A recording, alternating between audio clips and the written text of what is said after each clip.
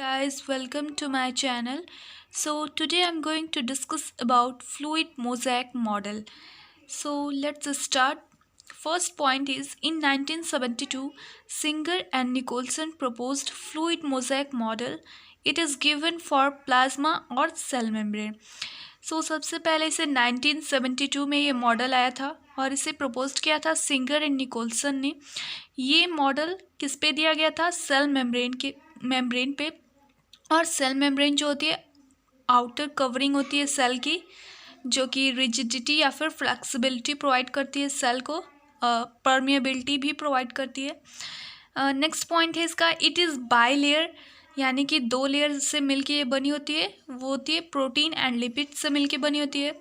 By layer known as phospholipid bilayer, यानी कि उसे हम फॉस्फोलिपिड बाई लेयर के नाम से भी जानते हैं। फ्लूइड मोज़ैक में फ्लूइड का मतलब क्या होता है और मोज़ैक का मतलब क्या होता है? फ्लूइड मतलब होता है फ्लो यानी कि बहाव, और मोज़ैक का मतलब होता है कि एक जगह कहीं भी स्थित हो जाना। फ्लूइड यानी कि फ्लो, जो फ्लो करे, और मोज़ैक यानी wall like stone and glasses, जो एक जगह से हिले नहीं, तो उसे हम मोज़ैक कहेंगे। तो इसमें जो प्रोटीन होता है वो उसे हम मोज़ैक के नाम से जानते हैं, और फ्लूइड यानी कि लिपिड एक जगह से दूसरे जगह वो मूव करती है, लेकिन जो आपका प्रोटीन है वो एक ही जगह पे स्थित रहता है, इसीलिए हम उसे मोज़ैक और फ्लूइड मोज़ैक नाम से जानते हैं। क्योंकि ये स्ट्रक्चर हम देखते हैं उसमें लिपिड और प्रोटीन से जो मिल के बनी है बाई लेयर। प्रोटीन आपकी मूव नहीं करेगी और लिपिड मूव करती है। नेक्स्ट पॉइंट है हमारा सिलेक्टिव परमिएबल मेम्ब्रेन के नाम से जानते हैं, क्योंकि ये सारी चीज़ों को अलाउ नहीं करती है अपने अंदर जाने के लिए, ये कुछ सिलेक्टिव चीज़ें ही अंदर जाने देती हैं, इसीलिए हम इसे सिलेक्टिव परमिएबल के नाम से भी जानते हैं। कंपोजिशन यानी क्या क्या चीज़ें हैं? प्रोटीन एंड लिपिड, यानी कि प्रोटीन कितना परसेंट है? 60 to 80% एंड लिपिड 20 to 40% है। ये जो यूनिट है आपकी इसी से मिलके बना है हमारा बाई लेयर। इसमें हेड है और नीचे टेल है, और इसके बारे में हम पढ़ लेते हैं। हेड के बारे में सबसे पहले, it is made of phosphate and it is hydrophilic. Philic means होता है lover and hydro means water.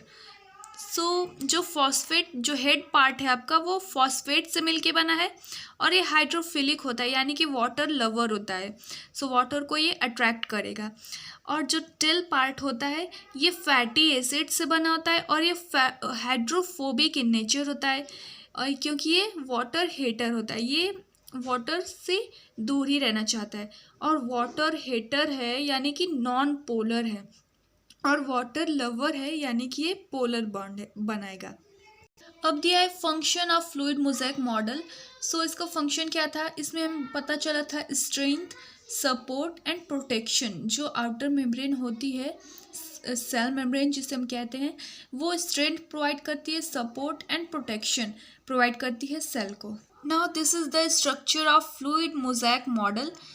यहाँ पे आप देख सकते हो ये कोलेस्ट्रॉल है और ये ग्लाइकोप्रोटीन है, यहाँ पे इंट्रिंसिक प्रोटीन है, और जो ये ब्लैक वाला पार्ट है ये एक्सट्रिंसिक प्रोटीन है।